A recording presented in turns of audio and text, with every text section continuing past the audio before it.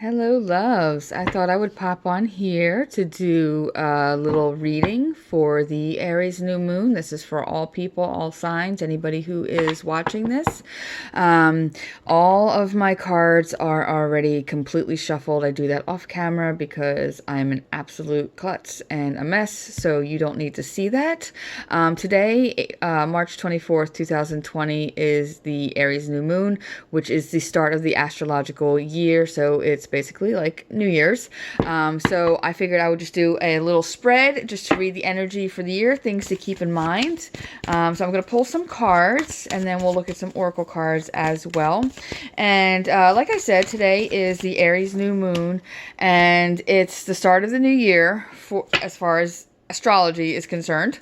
And what I like to do and what a lot of people do is, it's just like the new year on January 1st, where you're setting your New Year's resolutions and whatnot. So for the Aries new moon, this is a great time to set intentions for what you would like to see in your own life, your personal goals for the upcoming year. What I call it treasure mapping.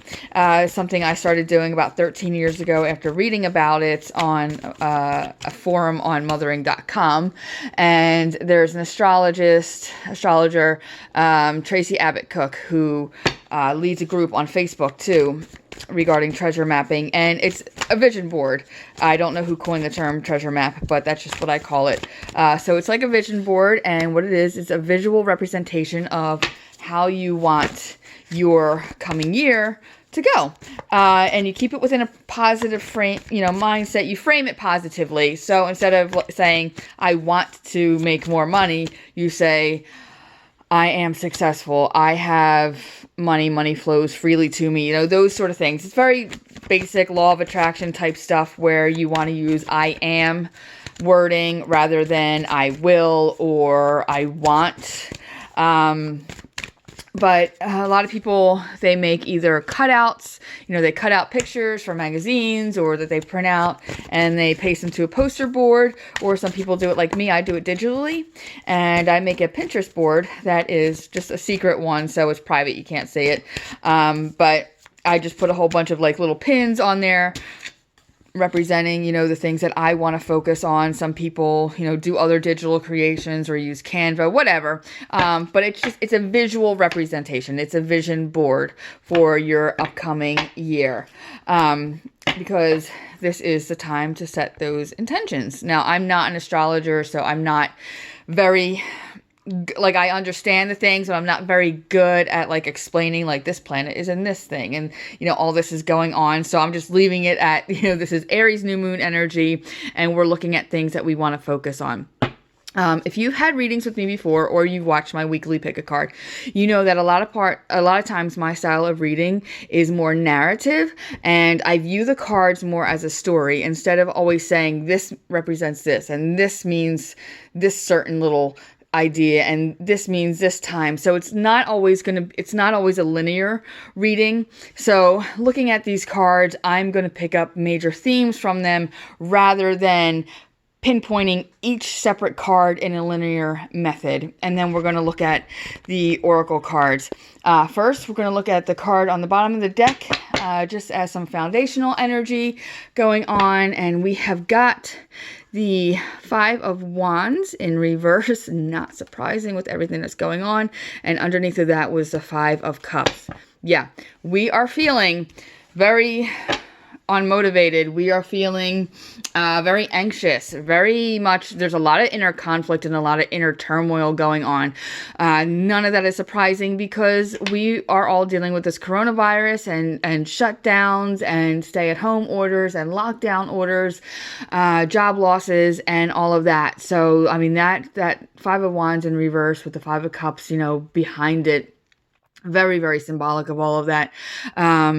We're feeling both motivated yet kind of frozen. And this first card over here, this Ace of Wands, is a repeat of that energy, like this kind of stuck energy, feeling stuck, feeling stagnant, not able to get a move on. feel very delayed. That's the word I'm looking for, is like so much delay going on, and that is our starting point right now. That is what we're feeling right now is, everything is delayed. And whether it's in like very simple terms, like my Amazon package is delayed, or your grocery store pickup is delayed, your schoolwork is delayed, but it's bigger terms too, like progress is delayed. Social progress is being delayed right now. Our money is being delayed and held back. And this is, representative of all that feeling, coupled with that Five of Wands in reverse and the Five of Cups. This is picking up on all of that energy. And where are we going with it? I also want to point out too, the Queen of Cups in reverse. We really need to check in with ourselves and understand where we need to be nurtured and where we're needing to practice self-care. And this is going to be self-care both individually and as a community. And as I say all the time, whenever I talk about self-care, I always mention that bubble baths are great and doing a sheet mask is great. Doing your nails is an amazing act of self-care, right? It makes us feel good, makes us feel pretty and whatnot. But that's not the only way you practice self-care. You practice self-care by refusing to allow yourself to get overwhelmed. You practice self-care by not taking on too many projects or commitments. And one of the biggest things in self-care is setting boundaries and knowing when to say no. So that you're keeping things healthy for yourself. And, the old cliche, like you can't help everybody else unless you put your own oxygen mask on first. We've got to take care of ourselves as individuals, because right now we're being called globally and collectively to take care of one another as a community, and it's not just like your community as in like your neighborhood, your friend group, your town or whatever. That's part of it, but that's all expanding out, and we're seeing ourselves as members of like this big giant globe, so you want to check in. Where do you need to practice self-care? Where do you need to nurture yourself? And where can you nurture others? So by taking care of yourself and checking in with yourself in that way, you're able to be, more effective as a member of your community. You're able to feel a little more balanced when people are asking you for help, and people are going to be asking you for help. And, we are going to be sharing with one another as well as allowing ourselves to receive help. And that's what we see here with this Six of Pentacles energy going on. This is that cycle of giving and receiving. And I think we're all going to find ourselves in different parts of that cycle, and it's not just going to be like, I'm poor and I'm going to need help. It could be I'm poor and I'm going to need help, but here's where I can help. I can give my time. I can give my input. I can give, my talent, in the case of people who are currently sewing masks and whatnot. So it's going to be a big cycle for all of us, and we're really starting to, balance the scales out within our communities, within our world, and realizing, maybe we have felt very individualistic, but we're being forced. We're being put in a situation where we have to acknowledge the fact that we are all part of something bigger. And so we're going to be seeing a lot of this over the next year. And that's going to be a big part of the energy in the next year, is our ability to both give and receive generosity and charity. And, and it's not just in terms of money. Again, as I said, it's giving of yourself in regards to your time. In the church that I go to, not to proselytize, but the priest is always talking about giving your time, talent, and treasure. So that's how I see it. It's like, you don't always have to give money. You not all of us are in position to give money, but you might be able to give your time. There might be, a talent that you can share. I'm a dancer, so a lot of us dancers are holding online classes, for free, because we all need something to do. And you see these artists that are giving lessons, or you see zoos that are, doing these live animal hours. Police stations are doing virtual police tours, museums doing virtual tours. This is all part of that energy that's going on right now globally, that energy of giving of ourselves, and that energy of being willing to receive and not being too proud to say, hey, I need help, or I need a leg up, or I need extra food, or I need a little cash assistance. We're learning that it's going to be okay to be vulnerable. We're learning that it's okay to lean upon each other with, the 6 foot distance. But this is a big lesson for all of us, and I think this is a big part of the energy for the coming year. With everything that's going on with this virus, with the restrictions that are being placed on our movement, our jobs, and whatnot, there's that sense when the restriction is placed on you, it makes you crazy, and you want to like test that boundary and push through it. So everyone makes fun of the fact that people have been so content to just Netflix and chill all the time. You know, I mean, that's, you know, been a trendy idea for years now. And everyone, you know, I see memes, oh, like everybody was all happy with, you know, sitting on their couch, binge watching TV shows and playing games. But the minute the government says we have to do it, everybody wants to get outside. Well, that's a very normal reaction. You know, it's okay, you know, when you put your own limits on yourself, but when somebody else puts those limits on you, it's a lot harder, and you kind of want to rebel. I mean, that's part of human nature. And so we're seeing that come out, and we're feeling all of that. We're feeling that unsteady energy and that caged in energy. We're feeling very caged in, and we feel like we're unable to release. You know, we feel like we can't release our energy in the way that we want to release it. We can't do the things that we want to do to make ourselves feel better because there's so many restrictions. And so that is what we're feeling. We're feeling that restriction and that resistance to the change, right? So we've got the Tower in reverse, and that there's a lot of resistance to change there, and it's not all bad. You know, as I said, when restrictions are placed upon you, it is human nature to kind of try to find a way out.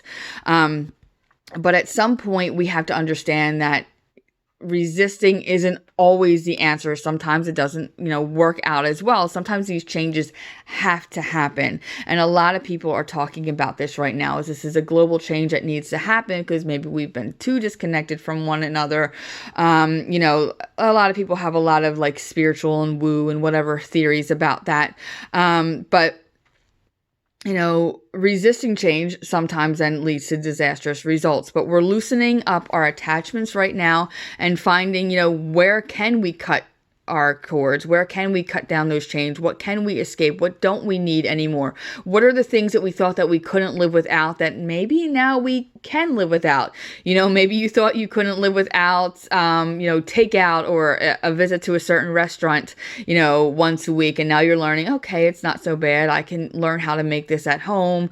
You know, there's this looks completely different for everybody, you know, whether it's simplistic or a much bigger thing. We're learning about our attachments, and we're learning about ways that, you know, we are controlled by things or other people, that maybe we haven't realized before, you know, and we haven't realized how big of a role certain things have played in our lives in recent years, and it's being made evident to us, you know, how attached we are. And so we're being asked to release those attachments. And when we're able to finally like free ourselves of those attachments, and here I'm not talking about the restrictions and everything that have been placed on us by, you know, government or local officials or anything like that. I'm talking about, you know, like within our mind, you know, our own mental attachments, our own emotional attachments to things. You know, this is a big addiction card, but addiction doesn't have to be, you know, what you think of in terms of like drugs and alcohol. Addiction can be, you know, addiction to eating, addiction to negative thinking, addiction to being super snarky. Addiction comes in many different forms. I mean, you can be addicted to nail polish. You can be addicted to, you know, getting your hair done, or you can, you know, be addicted to TV shows, whatever. You know, it's an attachment that you're creating, or an attachment that your subconscious is creating. So we're being asked to release that. We're being asked to move on from that, because when we take the lessons from the Tower card and we have this abrupt change that's going on and all of this upheaval that is going on, and when we take the lessons from it and we acknowledge the lessons from it and we kind of sink into it, we're able to get this sense of rebirth and the ability to move forward. So we have that here, this Judgment card. You know, we are being called out, and we are being asked to rise up. You know, and again, this is sorry about that. I'm dealing with some kitty issues off the couch. camera here. We're being called to rise up, and we're being called out, and it's how are you going to answer that call? And judgment is a lot. There's a lot of rebirth energy. There's a lot of rebirth energy here with the Judgment card and with the Tower in reverse as well. Things are changing, and we're going to have to sink into that, and we're going to have to flow with it. And it's all about how we're going to answer the call. And if we're doing that positively, and if we're doing that, effectively, and without so much of the attachment, we're going to be able to move forward. We're going to be able to sort of like charge forward. And for a lot of us, we're going to be finding that we're forced in a situation where we have to reassess our actions. We have to reassess what we were passionate about. We have to reassess even our creativity and whatnot. And we're going to be making changes. And, this could be, ushering in a whole new beginning for people. People are going to feel transformed. People are going to feel, a lot of shedding of the old and bringing forth the new, which is great with the Aries new moon energy. And we're going to be moving forward with those things in mind, and really using our minds and our passions and our energy to usher in something better, usher in more progress. And this is for us as individuals as well as for us globally. And we want to do that smartly. We don't want to just, be impulsive and just like rush. But I feel that we're going to be finding new ways of doing things and finding new ways of having success, because that's what we've been forced into. So I'm going to take a look at some oracle cards. I've got the messages from your animal spirit guides deck here. I just picked some lighter decks, although this one can kind of call you out as well, just because we need lighter energy. All right, and we've got, well, look at that. There we go. That's that Judgment energy right there. You are being called upon to provide leadership, so trust that you are capable of doing so. And I'm going to, I don't always just leave it as the blurb on here, but I'm leaving that. We're being called out. We're being called out. So how are we going to answer that call? What are we going to do? Are we going to be a leader? Are we going to be a follower? And tigers are very instinctive animals. They know when they have to move slow in order to focus on what they want, in order to go get it. And they know when they have to move fast. It's an amazing card. How many times can I say amazing? Next up, we've got the Work Your Magic deck. And this says, Akasha, your guidance is divinely guided. So again, there's more trust there. Trust in yourself, trust in the divine, however the divine looks for you, whether it's as a concept, whether it's within yourself, whether it's God or some other divine being that you follow. Have trust in how you're being guided. And again, as I always say, being connected to that inner wisdom, that inner guidance that you have. The last one is from the Wild Offering Oracle. This does have, to me, it's like a religious sounding, I lost one card here. A bit of a religious bent to it, because there's a lot of God talk on that. So again, take it however it means for you. That kind of thing is very, very personal for all of us. So we will ask for one bit of guidance here. And we've got being enough. The innermost heart says you are enough. Nowhere to go, nothing to get, nothing to change. No need to grow, more deserving. Yeah, yes, you are love. I just laughed because it's like nowhere to go, nothing to get, because that's where we all are right now. But you are enough. And I think a lot of times we feel like we're not enough, and society often tells us that we're not enough, that we have to be, a certain way and a certain thing. And we're being forced into this, time in our lives where we really have to rely on our inner strength and all of our capabilities. And, this is a very scary time, because you're thinking, am I good enough to do my work from home? Am I good enough to start something new? Am I good enough to teach my kids at home and to guide them and their education? And this is a reminder that yes, you are, take a few breaths, take a step back if you need to, but, trust in yourself. Trust, if you believe in God or anything divine, trust in that. But again, trust in yourself and your own wisdom and your own intuition and everything that's inside of you and your own strength, because you are enough. I hope that resonated for a lot of you. Thank you for allowing me to read for you. I hope everyone is staying safe and healthy. I am keeping you all in my heart and sending you lots of blessings and a lot of love and a lot of healing energy. If you have any questions, please feel free to reach out and I will be happy to answer any questions that you have. Lots of love to you. Thank you. Bye-bye.